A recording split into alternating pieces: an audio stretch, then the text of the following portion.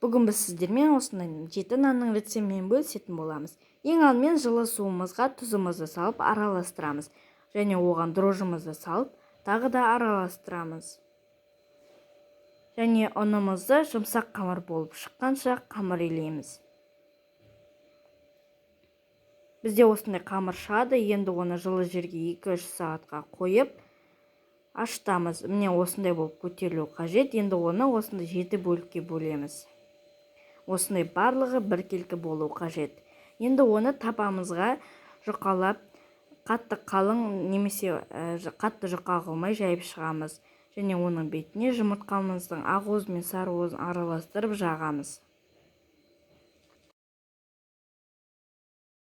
Енді оның бетіне қалауынша күнжіт сеуіп 200 градуста қызып тұрған пеште 15-20 минут пісіріп аламыз. Егер видео ұнаса, лайк басып кетіңіздер.